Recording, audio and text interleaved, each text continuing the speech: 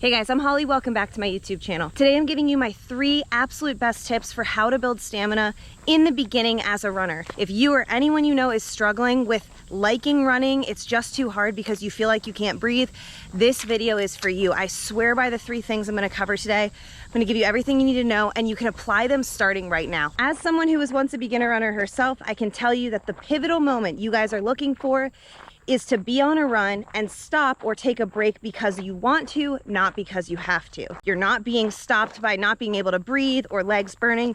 You are stopping or coming to a slowdown by your own accord because you can, because you want to. If you wanted to keep going in that moment, you absolutely could physically and mentally. Just recently, you guys, I was on the phone with a client of mine who I've been working with for about 3 months now. He just had this moment happen for him. Even on a hill, he watched himself be able to control his pacing, control his breathing, to stop when he wanted to, not when he had to. And I really wanted to tell you guys about that because there is nothing more exciting. You feel in control. You feel like, wow, I'm actually a runner now.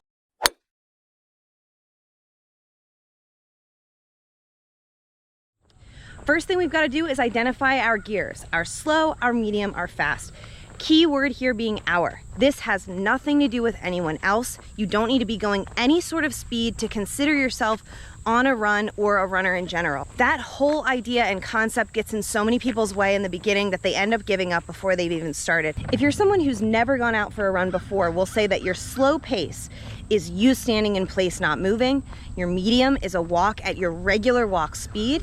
And your fast is a walk that's slightly faster than that medium speed. For those of you guys who are already athletic in some way, you're already working out a few times a week or you're dabbling in running, you can set your gears up how you feel most motivated. So some people feel motivated by setting numerical value to each. 10-minute mile, 9-minute mile, 8-minute mile. Some of you guys might feel like it's too much pressure, and if you can't hit those exactly, you kind of lose steam. You've watched yourself fall off before. In that case, I would say your slow should just be your absolute slowest jog. You can hold a conversation easily. Medium may be something you could hold for 2 to 3 miles consistently throughout. And your fast would be sprint to the end of the block or run a 400-meter loop of a track as fast as you can.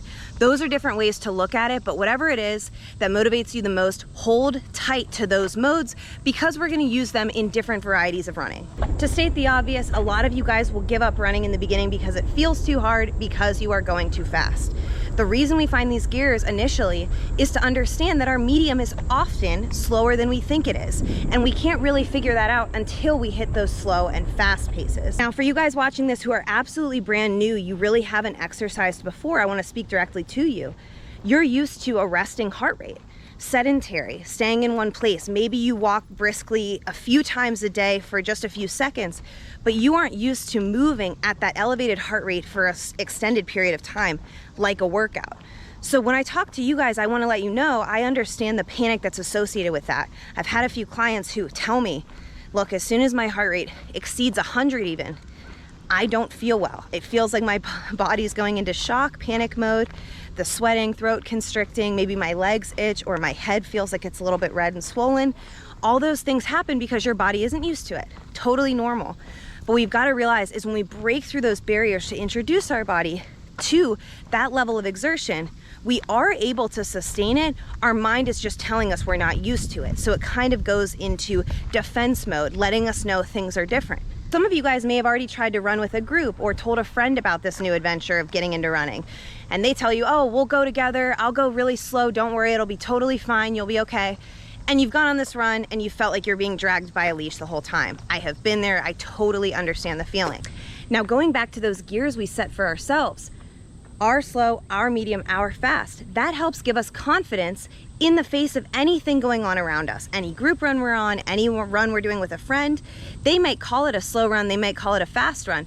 They don't know your body. So when you do, and you know what your medium is and what you can actually hold on to for minutes at a time, you're gonna feel a lot more solid on your 2 feet. You're gonna be less consumed by what's going on around you. And remember, you are at this starting stage, you will build from here.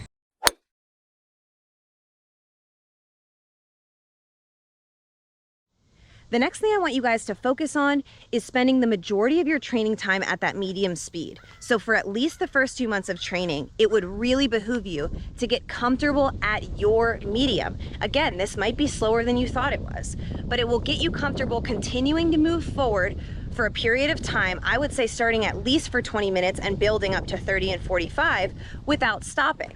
This forces you to be at that slightly elevated heart rate, continuing to move forward. Maybe you're a little bit out of breath, but you're getting used to it. You're understanding, can I take those deep breaths in through the nose, fill up my diaphragm, refresh the system, continue to move on maybe slightly painful legs, and not quit. That is going to set the foundation for your mind and your body. So you want to be getting comfortable at that medium speed. If that's a walk in the beginning, so be it, but stick with it and practice continuing to move even when you're not completely comfortable. A lot of people use the run walk method, especially in the beginning, and that's another way to kind of find that medium level of exertion. So you could do something like a 2-minute walk, 1-minute run alternated throughout for 20 minutes. You could do 1 and 1. You could do 30 seconds of running, 3 minutes of walking, whatever it is you need to start at. But that's another way to kind of level out how hard you're working, but you're continuing to move forward. The biggest holdup that happens to people is they go out too hard such that they have to continue stopping. And I almost see it like a metaphor for what's going on in their mind. They just don't believe they can do it or go out again because they continue to have to stop. So when you have that medium speed, remember, it is slower than your fast. You need to be able to hold on to it, I would say at least for 20 minutes in your first couple weeks of working out, and build the time from there.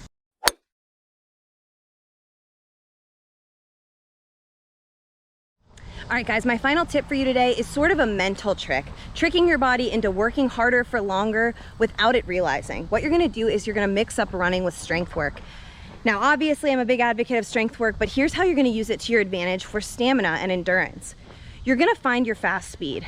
Say that's for 15 seconds. So I'm gonna run as hard as I can for 15 seconds.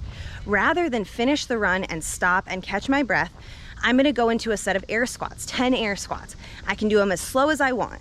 But the reality is, I am not stopping moving. So I push myself hard on the run, I stop, and I'm gonna go into those air squats at my own pace. My body thinks, okay, we're done running.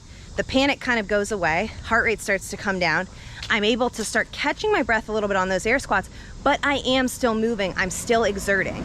And it's not quite as easy as just going into a walk. So what we do is we train ourselves to work for longer at a time by mixing up types of movements. We almost distract ourselves, distract our body from its suffering. You're obviously not limited to air squats here. You could do anything. You could do a few push-ups, you could do some jumping jacks, maybe walking lunges.